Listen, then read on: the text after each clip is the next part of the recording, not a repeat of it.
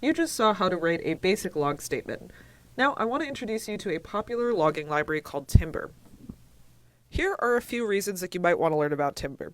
It helps you generate those tags that we were looking at before based off of the class name so that you don't have to do it manually.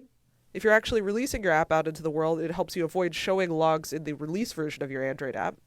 And it allows for easy integration with crash reporting libraries. Now you're going to see the first benefit immediately. The others you're going to appreciate as you make and ship bigger apps. To set up Timber, you're going to need to do 4 things. The first is that you're going to need to add the Timber library in Gradle. Then you'll need to make an application class. After that, you'll need to let your Android manifest know about that application class.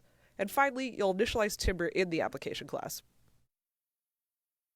Okay, so here I am in my build.gradle file, and importantly, it's the app module build.gradle file, not this project one. And you're going to see here at the bottom that there's this list of dependencies. I have copied the Timber dependency, and I'm just pasting it here. And you're going to get the most current version of the Timber dependency from the link below. Okay, so once you have this in there, go ahead and sync now. And that basically makes sure this new library is included in your app. Next, I'm going to make something called an application class. An application class is a base class that contains global application state for your entire app. It's also the main object that the operating system uses to interact with your app.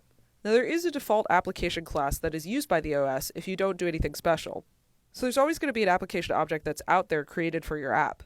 But sometimes you might want to do some specific setup for a utility that the entire app is going to use.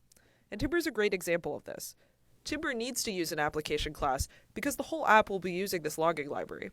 Also, you want to initialize Timber before anything else is initialized. That includes all activities and fragments. So in cases like this, what you're actually going to do is you're going to make a subclass of application and override the defaults with your own custom implementation. Which brings me to going over here and opening up the pusher application class.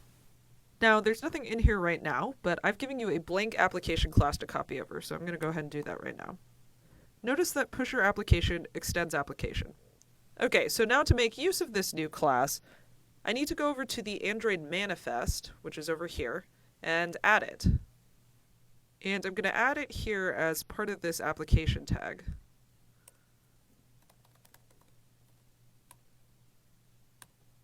So if you forget to do this, you're not actually going to be using this application subclass.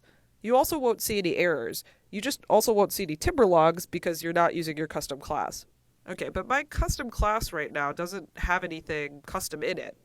So finally, in onCreate, I'm going to go ahead and actually set up Timber. So I'm going to go ahead and use this one-liner to initialize Timber.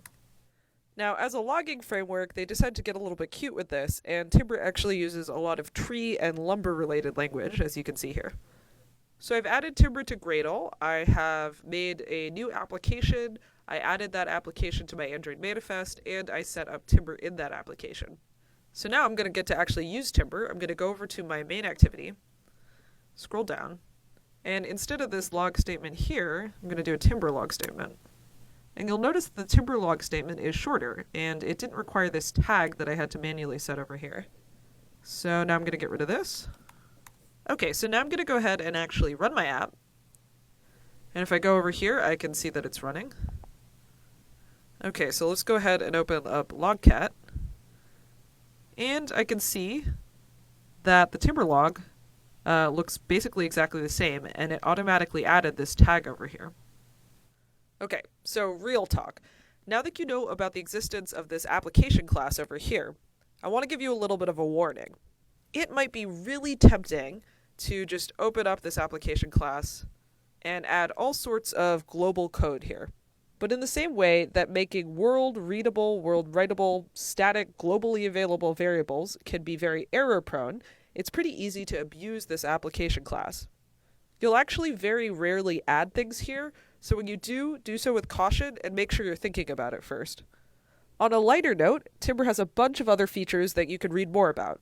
And you should also feel free to use either Android's built-in log or Timber for this lesson. But now, if you see any mention of Timber, or warnings about using Timber, or Timber trees out in the world, you'll know what's up.